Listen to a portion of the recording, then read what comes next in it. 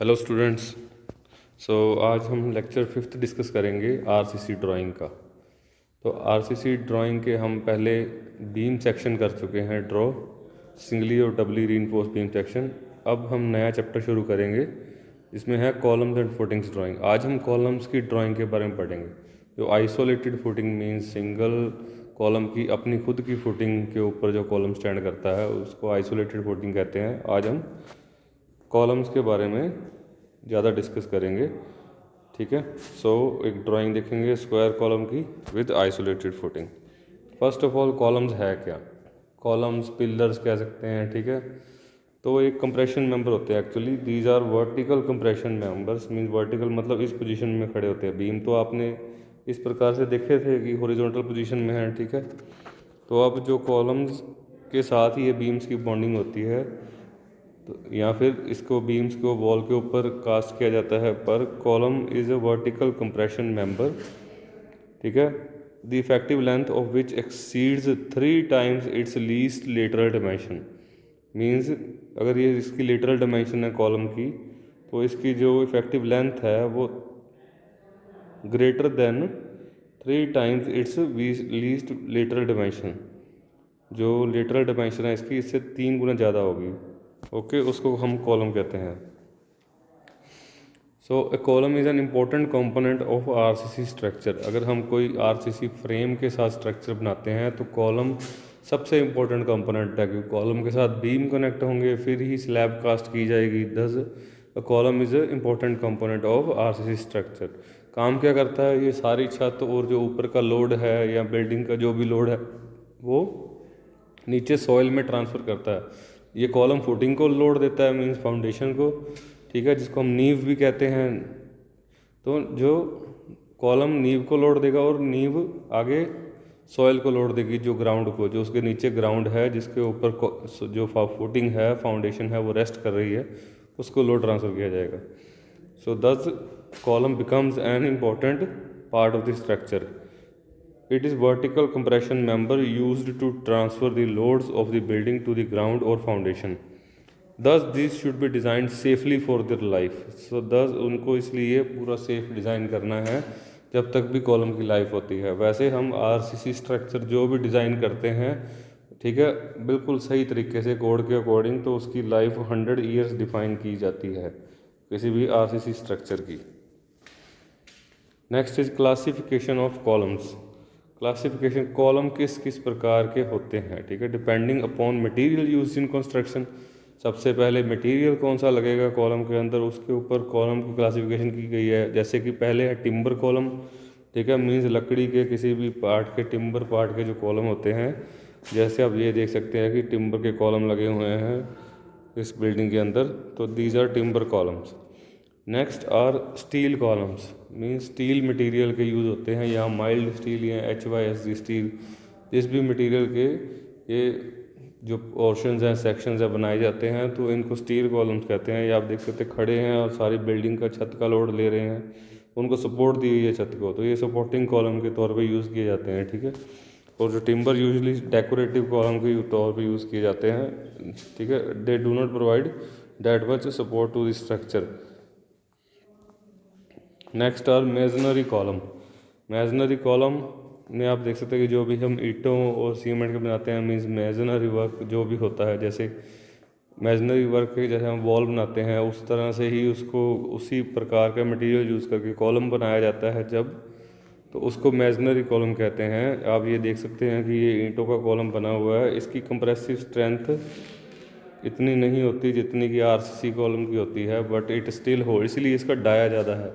हमें इसका जो डाया है कम करने के लिए, छोटा करने के लिए, इसलिए हम आरसीसी कॉलम की इंट्रोडक्शन हुई है सिविल इंजीनियरिंग कंस्ट्रक्शन इंडस्ट्री के अंदर। तो next is composite columns. Composite columns वो कॉलम होते हैं जिसमें एक तो क्या कहते हैं, स्टील का मटेरियल, जैसे आई सेक्शन तो ज़रूरी है, आई सेक्शन के साथ और सरिया और जो लेटरल टाइज हैं उनको कनेक्ट करके कोई ना कोई कॉलम डिज़ाइन किया जाता है। मीन्स सरिया और लेटरल टाइज जो हैं इसको तो यूज़ करना ही करना है, साथ में आई सेक्शन को भी यूज़ किया गया है।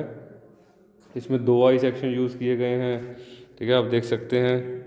तो इसको क्रूसीफॉर्म कॉलम कहते हैं, क्रूसीफॉर्म, इसको H shape cruciform. Twin section means दो आई सेक्शन इस प्रकार से रखे गए हैं तो ट्विन सेक्शन कॉलम हो गया।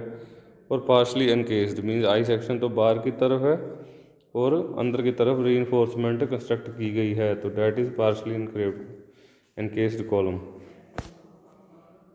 Next are RCC columns, very important. आजकल आरसीसी कॉलम यूज़ होते हैं, इसका डिज़ाइन का न्यूमेरिकली हम इस लेक्चर में करेंगे। तो एक आरसीसी कॉलम आप हर जगह देख सकते हैं कि ये एक तो सस्ता पड़ता है, ठीक है, जैसे हम पूरी की पूरी अगर इसकी थिकनेस की वॉल बनाते हैं हैवी लोड्स लेने के लिए, तो उससे आरसीसी कॉलम ज़्यादा मजबूत है और अर्थक्वेक रेजिस्टेंट ज़्यादा है, ठीक है।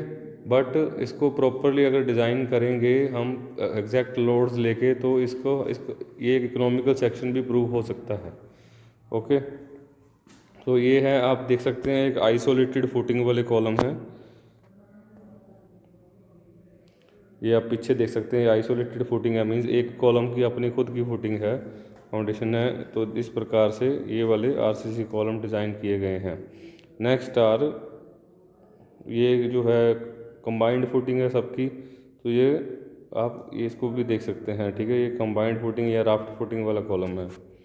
Okay, so next is classification of columns depending upon shape of the column. अब कौन कौन सी शेप के कॉलम होते हैं, ठीक है। एक तो स्क्वायर सेक्शन होता है कॉलम का, या रेक्टेंगुलर सेक्शन होता है, आपने इसमें देखा कि ये सारे रेक्टेंगुलर कॉलम्स हैं।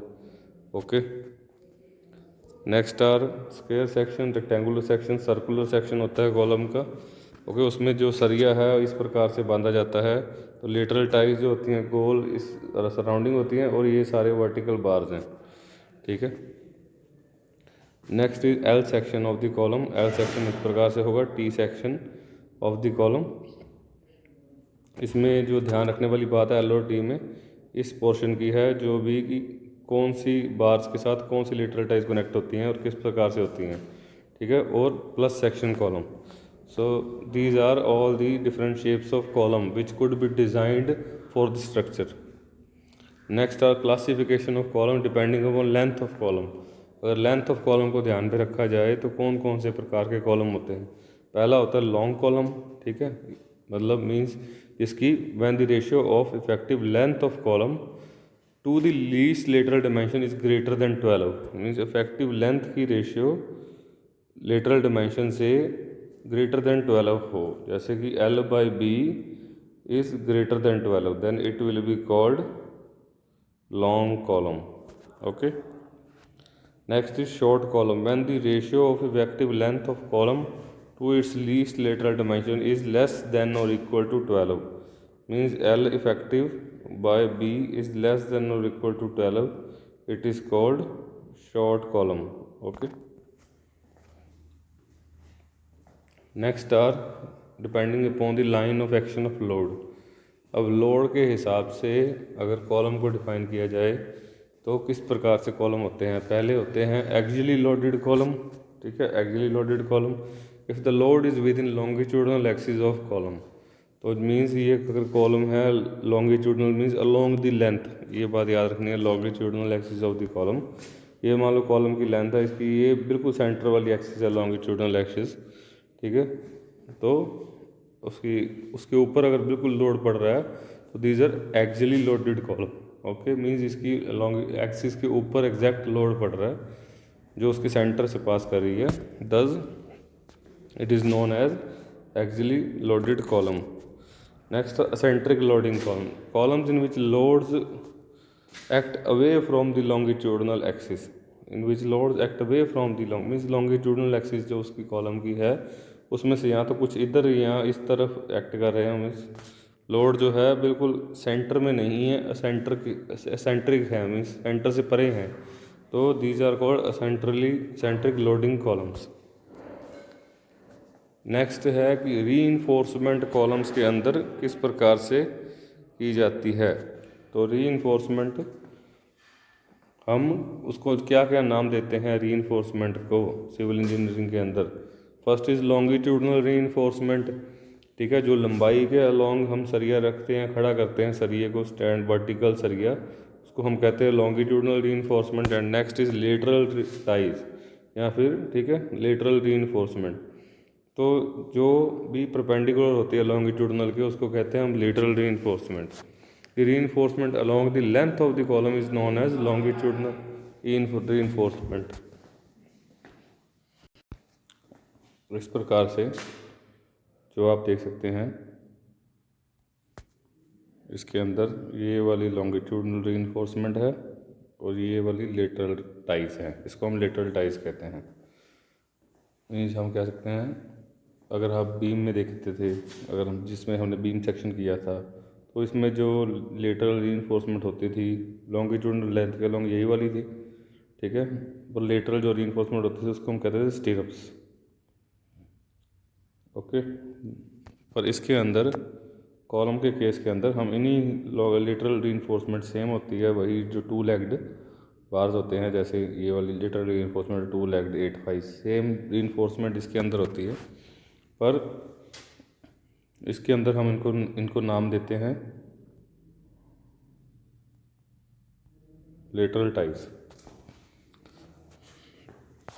नेक्स्ट जो इनके बीच में ये गैप होता है इसको कहते हैं स्पेसिंग और पिच ऑफ लेटरल टाइज, ठीक है। स्पेसिंग जो टाइज के बिटवीन में, ओके। लेटरल रीइंफोर्समेंट क्या होती है? The reinforcement along the width of the column is called lateral reinforcement. Functions क्या है रीइंफोर्समेंट के? हम सरिया कॉलम के अंदर डालते क्यों हैं? पहले तो है it helps the concrete in taking up compression jointly. Means जो कंक्रीट है वो स्ट्रॉन्ग इन कंप्रेशन होता है, पर स्टील के साथ, अब स्टील बिल्कुल सीधा खड़ा है, जो मेन बार्स वो भी कुछ ना कुछ तो अल्टीमेटली कंप्रेशन लेंगे, बेंडिंग भी होगी उनके अंदर, पर स्टिल उसकी स्ट्रेंथ बढ़ जाएगी। So jointly both of them take the compression on them which in turn reduces the size of the column. इसके साथ हमें कॉलम का साइज़ कम रखना पड़ेगा, ओके। मीन्स चौड़ा ज़्यादा नहीं करना पड़ेगा, कम डाया से भी चल जाएगा काम, ठीक है। जो ब्रिक वर्क वाला आपने कॉलम देखा था वो काफ़ी चौड़ा विड्थ उसकी ज़्यादा होती थी, ठीक है, डाया भी ज़्यादा होता था, तो उसके हिसाब से ये थोड़ा कम हो जाएगा। It provides ductility to the column and reduces the chances of brittle failure, ठीक है। कॉलम को डक्टिलिटी मिलती है स्टील की वजह से, रीइंफोर्समेंट की वजह से, और ब्रिटल फेलियर होने के चांसेस कम हो जाते हैं। जैसे ये बेंडिंग पे एकदम से इधर कॉलम बेंड हो गए, टूटे ना, इसके चांस कम करने के लिए हम इसमें प्रॉपर स्टील रीइंफोर्समेंट ऐड करते हैं। Next is it reduces effect of shrinkage and creep. Shrinkage means जो ठंड में श्रिंक होता है कंक्रीट उसका, और जो क्रीप फेलियर है मीन्स उसके ज़्यादा लोड लगने की वजह से। तो creep and shrinkage are the properties which tend to increase the stresses. Stress increase होती है इन दोनों के साथ, क्रीप एंड श्रिंकेज के साथ, तो लॉन्गिट्यूडनल स्टील के अंदर। But on the other hand reduces the stress in concrete. Longitudinal steel के ऊपर तो इसकी थोड़ी सी स्ट्रेस बढ़ जाती है, पर कंक्रीट के अंदर कम हो जाती है क्योंकि वो स्टील ले लेता है, इसलिए हम इसमें स्टील ऐड करते हैं रीइंफोर्समेंट।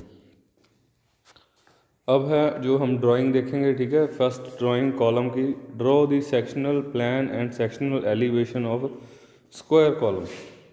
मीन्स स्क्वायर कॉलम है जिसकी चारों साइड्स बराबर हैं, विद एन आइसोलेटेड फुटिंग। एक कॉलम की अपनी फुटिंग है, मीन्स अगर ये कॉलम है तो इसकी अपनी एक फुटिंग है, of uniform thickness from the following data. अगर हम इस प्रकार से देखें एलिवेशन, तो ये कॉलम की एक अपनी फुटिंग होगी।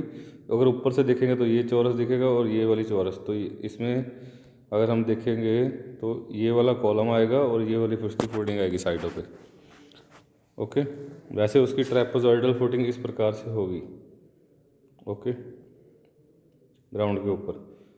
तो ऊपर से इतना छोटा स्क्वायर और नीचे से ये बड़ा स्क्वायर, ठीक है। ऊपर से देखेंगे तो ये इस प्रकार से बन जाएगा। सो आइसोलेटेड फुटिंग है यूनिफॉर्म थिकनेस की, ठीक है, from the following data. Size of column दिया गया है 450 इंटू 450 mm, दोनों साइड्स बराबर हैं तो स्क्वायर कॉलम है। Next is depth below ground level. Ground level के नीचे कितना करना है कॉलम को? 1.2 मीटर गिवन है। प्लिंथ लेवल कितना है? 300 mm above the ground level, means 300 mm ground level के ऊपर है इसका प्लिंथ लेवल, मतलब ऊपर इतना उसको फुटिंग को लेके आना है, ठीक है। Next is height of ceiling above plinth level, तो है 3.5 मीटर।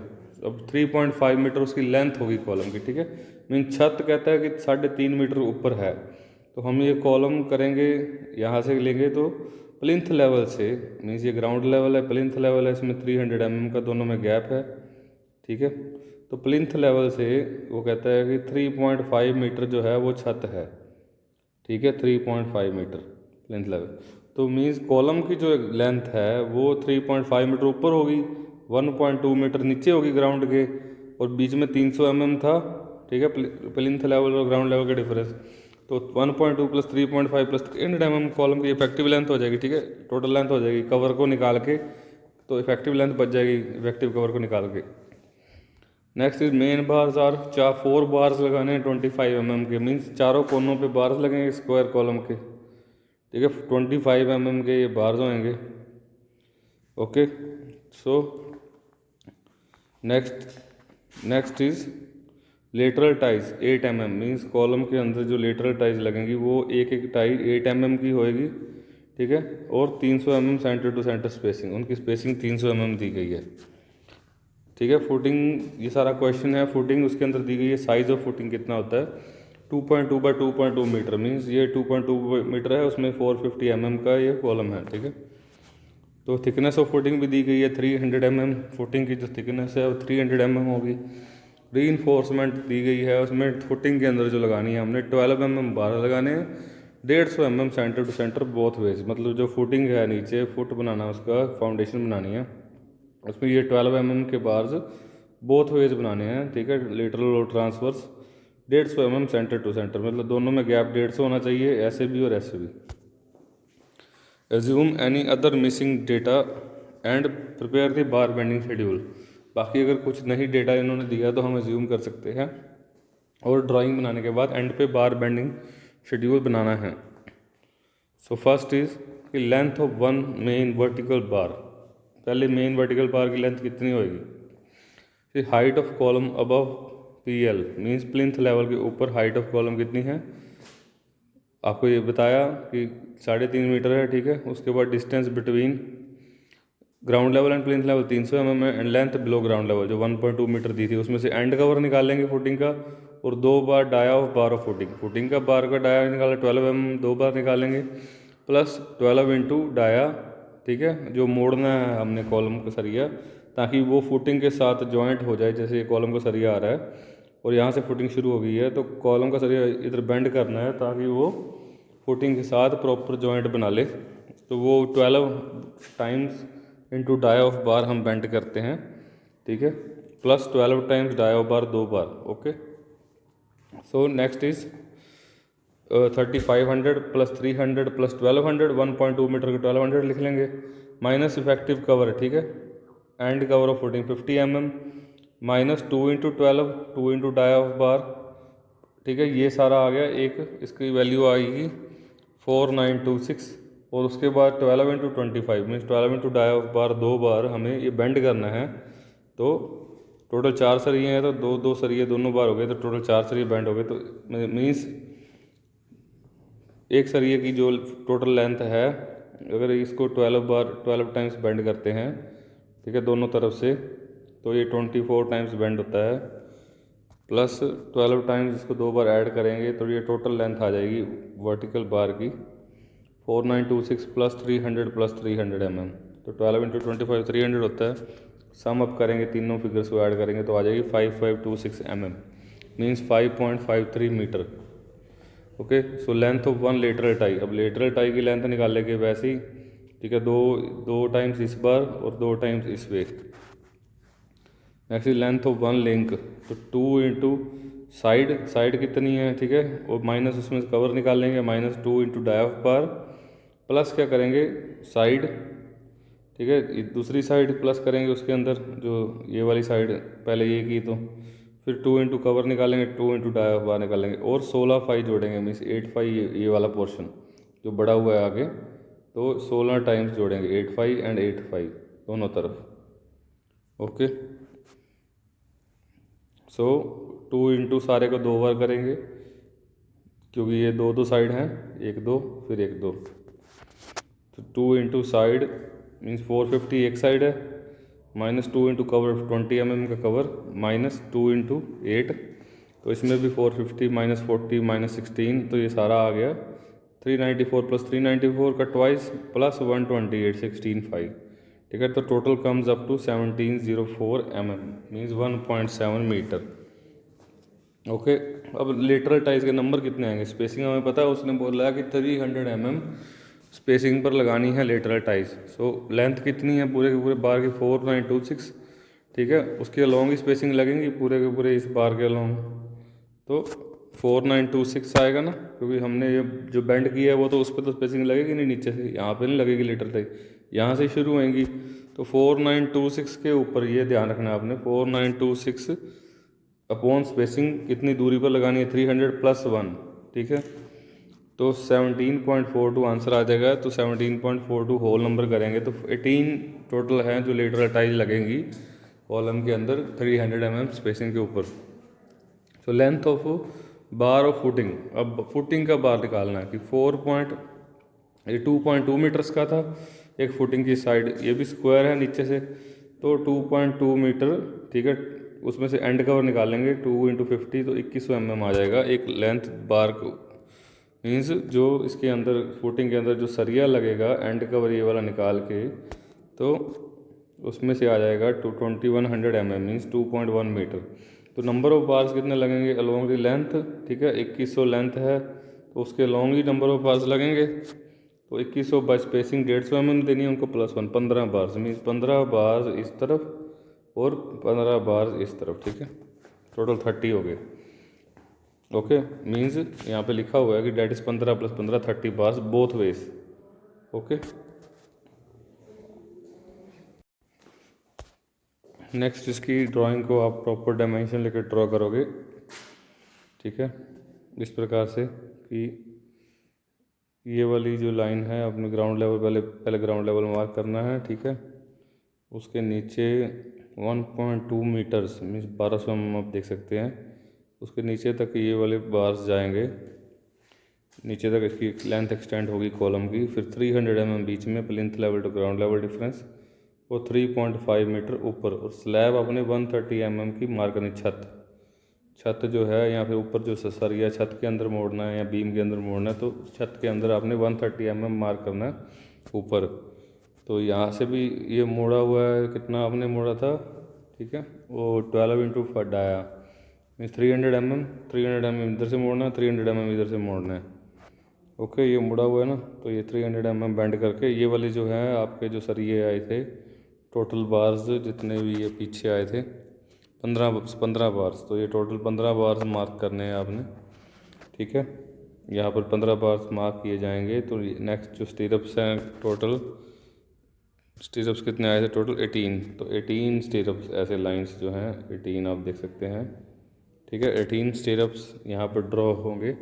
उसमें गैप कितना होगा दोनों के अंदर आपने लिखना भी है यहाँ पे, lateral ties 8 mm at 300 mm centre to centre, ऐसे एरो मार्क करके। तो क्लियर कवर कितना है टाइज के लिए? 40 mm।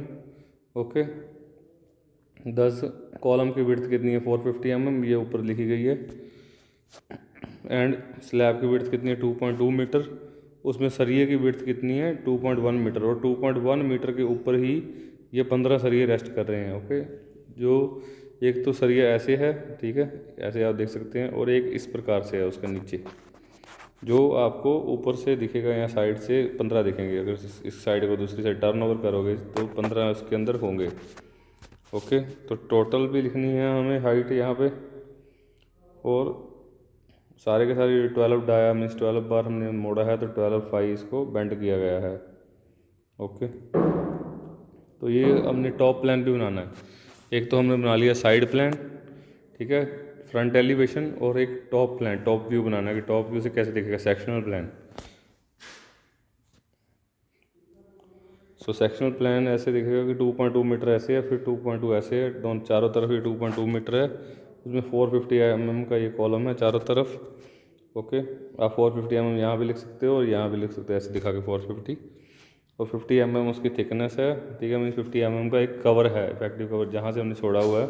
तो ये 15 सरिये ऐसे हैं, 15 सरिये ऐसे हैं। आपने जैसे मैंने पहले बताया था कि जो स्केल लेना होता है आप 1/20 का ले सकते हो, तो मीन्स कि 20 ऐसे 15 मीटर है या 200 mm है, तो उसको आप उसके ऊपर अपना 1 सेंटीमीटर शो कर सकते हो 200 mm को। 300 है तो 1.5 सेंटीमीटर शो कर सकते हो, ठीक है। इस प्रकार से ड्राइंग कर सकते हो, या फिर 1/10 का ले लो, मीन्स 200 है तो 22 सेंटीमीटर शो कर दो। ओके, इस प्रकार से आप उसको डायमेंशन लेके अपने उसके ऊपर शो कर सकते हो, ड्राइंग के ऊपर शो करनी है, पर सारी की सारी ड्राइंग शीट के ऊपर एक ही डायमेंशन लेनी है, ये बात ध्यान में रखनी है। तो ये 12 mm जो बार्स हैं, डाया बार्स बोथ वेज लिखा हुआ है 150 mm, ये कितने बार्स हमने लगाए थे? 15 बार्स, ठीक है। तो नेक्स्ट इज़ ये टोटल इसकी विड्थ भी है 2.2 मीटर, दोनों तरफ से स्क्वायर विड्थ है। ओके, तो 12 डाया हमने बेंड किए ना सरिये अंदर, तो ये चारों सरिये ऊपर से ऐसे दिखेंगे बेंड किए हुए। Next are bar bending schedule, next is bar bending schedule. तो बार बेंडिंग शेड्यूल कैसे होगा? मीन्स हमने कौन कौन सा सरिया कितना मोड़ा, कितनी लेंथ का लिया, उसका वेट कितना है, तो ये बार बेंडिंग शेड्यूल, कितना सरिया लगेगा हमें, कितने किलो, इस प्रकार से हम इसीलिए बार बेंडिंग शेड्यूल प्रिपेयर करते हैं। और ये साइट वर्क के अंदर बहुत इंपॉर्टेंट होता है। टाइप ऑफ बार, पहले तो मेन बार 25 mm के थे, ठीक है, टोटल 4 बार लिए थे ना, इस प्रकार से मोड़ के, ये वाला छत के अंदर, ये वाला नीचे फुटिंग के अंदर। तो 300 mm इसको बेंड किया, 4926 इसकी ऐसे लेंथ थी, ठीक है। तो ये उसकी टोटल लेंथ कितनी आई थी? 5.53 मीटर। अब 4 से मल्टीप्लाई किया तो 22.12। इस 25 mm बार का 1 मीटर का वेट कितना होता है? 3.85। तो टोटल वेट आ गया 85 किलो, 85.16। तो लेटरल टाइज कैसे हैं? 8 टाइज लगाई हैं हमने, ठीक है, लेटरल टाइज इस प्रकार से अभी। तो मीन्स 8 mm डाया लगाया, टोटल 18 टाइज लगी थी ना, ऐसे इस प्रकार से 18 टाइज लगी थी। तो 1.7 मीटर एक की लेंथ है और 30.6 आ गई टोटल लेंथ। तो वेट कितना होता है? 8 mm सरिये का 0.39 1 मीटर का किलोग्राम, 390 ग्राम 1 मीटर का, तो 11.93 किलोग्राम ये आ गया सरिया। तो फुटिंग री इन्फोर्समेंट, तो फुटिंग के अंदर री इन्फोर्समेंट 2100 mm की थी, ठीक है। डायामीटर उसका 12 mm था, 15 और 15 30 सरिये थे टोटल, दोनों मिला के इस वे और इस वे में मिला के। और 2.1 मीटर उसकी लेंथ है एक की, टोटल लेंथ 63 मीटर्स। वेट पर मीटर जो है उसका 12 mm का 0.89, तो टोटल इज 56.07 किलोग्राम। तो इन सब का सम किया तो 153.16 किलोग्राम आ गया। और इसमें वेस्टेज ऐड किया, क्योंकि बैंड करने में भी सरिया अगर टूटता है या कुछ हमें ज़्यादा या कम बैंड होता है, तो या फिर उसके सरिये को काटने के अंदर कुछ खराबी निकलती है, तो 5% वेस्टेज की। तो 153.16 का 5% करना है आपको। तो 7.66 kg आ गया, तो आंसर आ गया 160.82 kilogram answer. Okay, so that was all about today's lecture guys. Thank you, and we'll come up with next lecture shortly. Thank you.